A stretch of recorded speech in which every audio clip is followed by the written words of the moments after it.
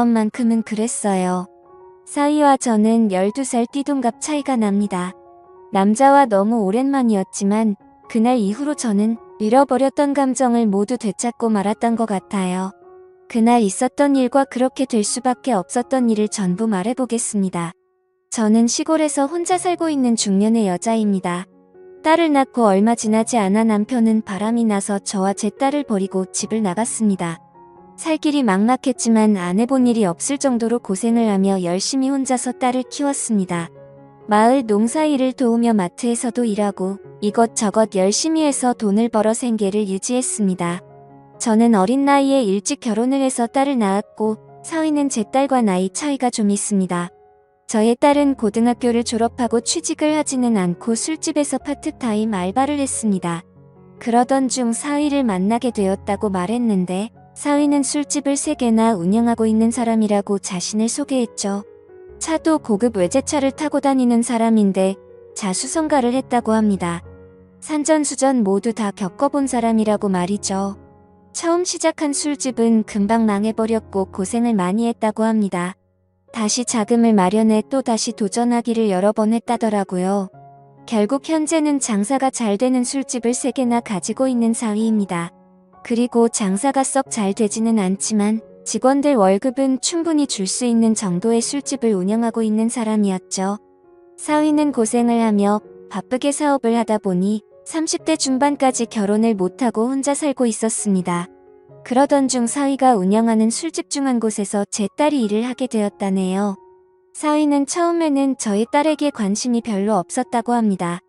30이 넘은 나이에 20대 초반인 저희 딸 아이한테 관심이 가지는 않았다더군요. 그러다가 일을 마친 저희 딸을 집에 데려다 준 적이 있었는데 저희 딸이 자취하는 집 근처에 있는 술집에서 둘은 술을 한잔하게 되었고 그곳에서 둘은 눈이 맞아버렸다고 했습니다. 그날 이후로 사위와 딸은 동거를 시작하게 되었고 저희 딸은 돈을 아낄 줄 모르는 아이였기 때문에 그때 당시 빚이 많았다는데 그 빚을 사위가 다 갚아주었다고 하더군요. 제 입장에서도 참 고마운 사람이었습니다. 사위는 그 일에 대해서 덤덤하게 말하더군요. 본인에게는 그 돈이 큰 돈이 아니었다고 말이죠. 딸은 저에게 입이 마르도록 사위 칭찬을 했습니다. 저도 마찬가지로 사위에게 늘 고맙다고 말했어요. 저는 사위에게 고마운 마음이 늘 똑같았는데 제 딸의 고마운 마음은 잠시뿐이었습니다. 사위와 함께 살면서 가정주부로 있던 딸은 낮에도 밤에도 밖으로 나돌았다고 하네요. 그러던 중 제 딸과 어떤 남자가 팔짱을 끼고 지나가는 것을 사위가 목격하게 되었고 사위는 딸의 이름을 크게 불렀는데 딸은 그 남자와 도망을 쳐버렸다고 합니다. 그 후로 사위가 전화를 걸어도 딸은 전화를 받지 않다가 며칠이 지난 뒤에야 집으로 돌아왔다고 하더라고요. 딸은 사위에게 오해하지 말라고 적반하장으로 오히려 화를 내고 나서는 집을 뛰쳐나가 버렸다고 합니다. 지금에서야 알게 되었지만 사위는 그때 결혼을 포기했다고 합니다. 사실 사위의 주변에는 여자들이 항상 많았습니다. 사위의 고급차를 보고 접근하는 여자들이 엄청 많았다고 하더라고요. 하지만 사위는 한눈을 팔지 않았고 저희 딸을 진심으로 사랑했기에 제 딸이 집을 나가고 나서 너무나도 힘들었대요. 사위는 저에게 예의를 다하기 위해 저를 찾아왔습니다. 딸과 있었던 일을 제게 모두 말하고 사위는 딸과의 관계를 정리할 것이라고 말하더군요. 제가 살고 있는 허름한 시골집을 다시 지어주겠다고 약속했던 사위였습니다. 그렇게 착한 사위가 저희 딸 때문에 상처를 받은 이야기를 들려주는데 미안한 마음에 저도 모르게 눈물이 나더군요. 혼자 마트에서 일을 하면서 살아가는 저도 외로운 여자입니다. 하지만 제겐 가장 소중한 딸 하나 있는 거, 그게 위안이었고 그 딸 걱정으로 그 모진 세월을 견디며 보냈습니다. 딸이 얼른 좋은 남자 만나서 안정이 되었으면 하는 바람으로 살았죠. 사위를 만나 함께 사는 딸을 보며 좀 안심을 하고 있었는데 사위가 찾아와서 하는 얘기를 듣고 저는 충격을 받았습니다. 한참을 멍하니 있다가 사위가 일어나려고 해서 저는 잠깐만 기다리라고 말했고 사위에게 저녁 식사를 차려주었죠. 사위와 저녁을 먹으며 같이 술을 마셨는데 사위는 술이 오르는지 점점 많은 얘기를 하더군요. 사위는 저희 딸이 집을 나가서 너무 힘들다는 얘기도 했습니다. 그리고 자기가 어떻게 살아왔는지 얼마나 고생을 했는지에 대해서도 얘기를 하더라고요. 사위가 고생한 얘기를 할 때는 저도 눈물이 나더라고요. 저도 사위 못지않게 고생을 하고 살았던 것이 생각나 동병상련의 마음으로 울었습니다. 술에 취해서 그랬던 건지 사위도 울고 저도 울었습니다. 사위는 제가 얘기를 잘 들어줘서 고맙다고 하더군요. 저는 사위가 고마웠습니다. 딸과 짧은 기간 동거를 했을 뿐인데 사위는 저에게 예의를 다하기 위해 저를 찾아왔으니까요. 사위는 결국 딸과 헤어질 수밖에 없다고 얘기를 했고 저는 사위에게 뜻대로 하라고 말했습니다. 그리고 울고 있는 사위를 토닥여주며 안아주었습니다.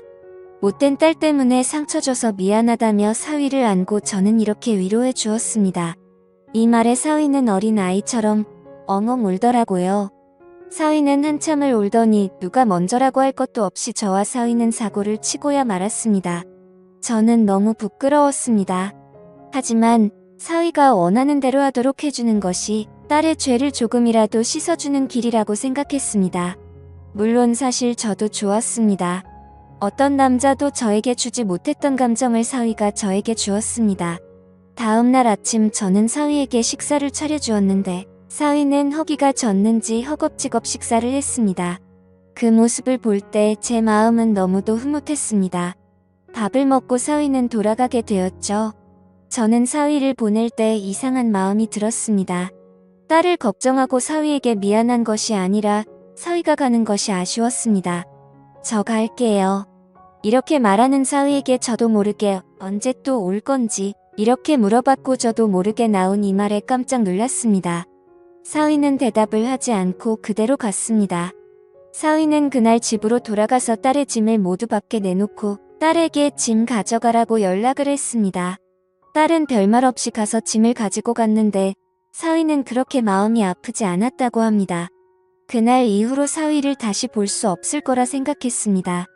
하지만 사위는 일주일에 3번 정도 저를 찾아왔습니다. 사위가 올 때마다 저는 너무 반가웠고 행복한 시간을 보내게 되었죠. 그렇게 하는 것이 죄를 지은 딸을 대신해서 사위에게 사과하는 것이라고 스스로에게 거짓말을 했습니다. 생각은 그렇게 했지만 사위가 돌아간다며 저희 집을 나설 때면 저는 너무나도 아쉬웠습니다. 얼마 전에 사위가 이런 말을 하더군요. 곧 제가 사는 곳으로 모셔갈게요. 저는 그 말을 듣고 눈물이 났습니다.